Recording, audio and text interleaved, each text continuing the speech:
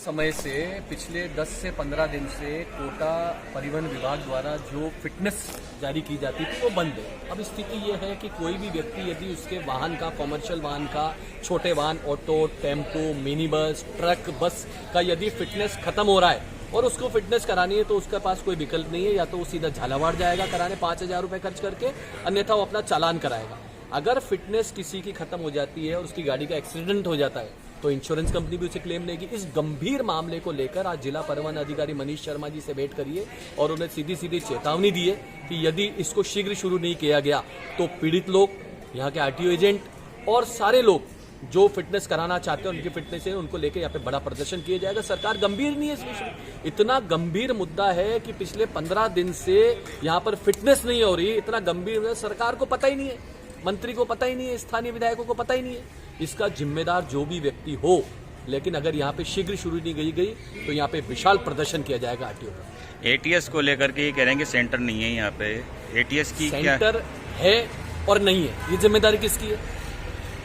कोई भी व्यक्ति जिसका फिटनेस बन रहा है वो टैक्स चुका रहा है। ये जिम्मेदारी सरकार की है। फिटनेस सेंटर एक बंद हो, दूसरा खुले, दूसरा बंद हो, तीसरा खुले, और ये वैसे भी रेवेन्यू का टाइम चल रहा है। मार्च एंडिंग है, एक और तो आप या तो आप चालान लेना बंद कर दो, चालान करना बंद कर दो कि भाई फिटनेस नहीं है तो भी चालान दो। अगर किसी की फिटनेस नहीं है तो आप चालान तो लंबा चौड़ा बना रहे हो और आप उसकी फिटनेस पैसे लेके खड़ा हुआ है। रसीदें कट गई, कई लोगों की रसीदें कट गई और उनको फिटनेस नहीं मिला। फिटनेस के लिए झालावाड़ भेज रहे हैं, तो क्या वैकल्पिक व्यवस्था के लिए एक ब्रांच यहाँ झालावाड़ की खोल दी जाए या एक ऑफिस खोल दिया जाए? एक ब्रांच खुले, 2 ब्रांच खुले, ये सरकार की जिम्मेदारी है।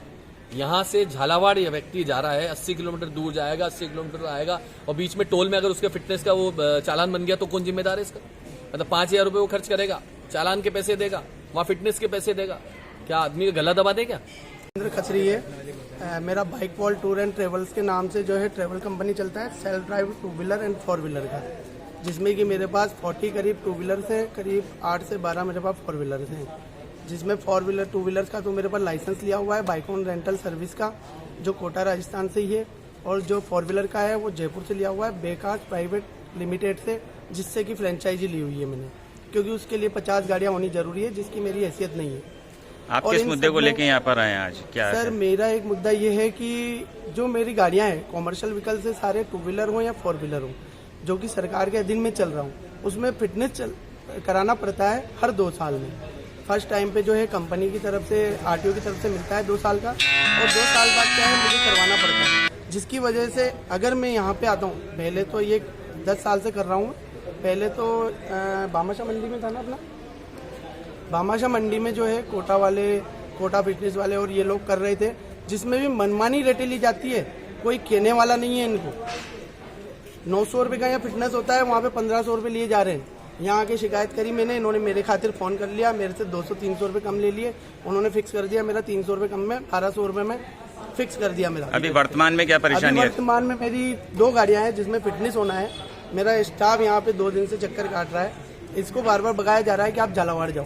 क्यों जाए ये झालावाड़? गाड़ी कोटा नंबर रजिस्टर्ड है, कोटा में आरटीओ बैठता है, क्यों जाएगा ये झालावाड़?